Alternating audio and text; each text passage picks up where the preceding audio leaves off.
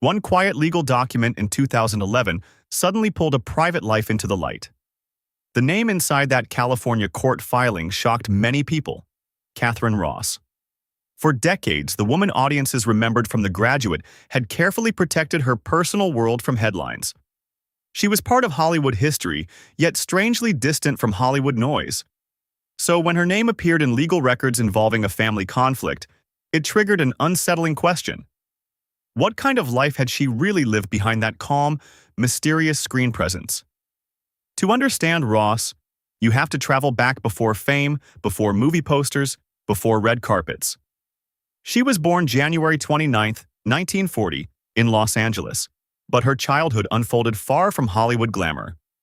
Her father worked for the Associated Press after serving in the Navy, and her family soon moved to Walnut Creek in Northern California. Life there was simple: quiet streets, school routines, long afternoons riding horses across open land. Nothing about it suggested the future of a Hollywood star. Yet sometimes the most unexpected lives begin in the calmest places. Ross discovered acting almost by accident while attending Diablo Valley College. A student production of The King and I placed her under stage lights for the first time. Something clicked instantly. The stage wasn't just performance, it was transformation. Soon she was studying seriously at the Actors Workshop of San Francisco, learning discipline, timing, and the subtle art of emotion on stage. Hollywood eventually came calling, but not in a dramatic way. Her early 1960s years were filled with small television appearances in shows like The Alfred Hitchcock Hour and Gunsmoke. They were brief roles, sometimes only minutes on screen. Yet each one taught her how to work with cameras, directors, and demanding production schedules. Then everything changed in 1967. Director Mike Nichols cast Ross as Elaine Robinson in The Graduate, alongside Dustin Hoffman. It wasn't the loudest role in the film, but it became unforgettable. Elaine wasn't glamorous or dramatic.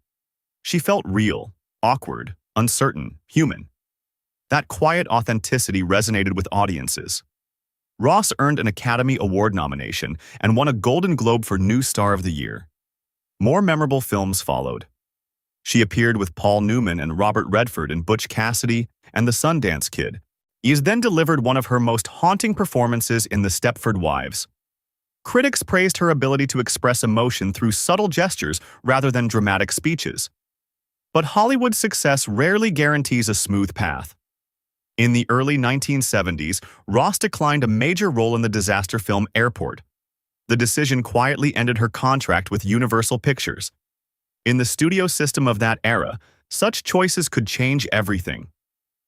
Roles continued, but the momentum shifted. Meanwhile, her personal life moved through several marriages before she finally found lasting stability with Sam Elliott.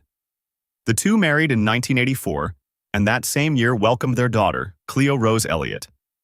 Unlike many Hollywood couples, they chose a life far from the spotlight, dividing their time between California and Oregon. The 2011 legal incident involving her daughter briefly disrupted that privacy, but it quickly faded from public view. Ross returned to the quiet life she had always preferred, writing children's books, spending time with family, and stepping away from the constant rhythm of film production. Today, at 85, Katharine Ross rarely appears on screen. Yet her legacy remains deeply tied to a transformative era of cinema. She was never the loudest star in Hollywood.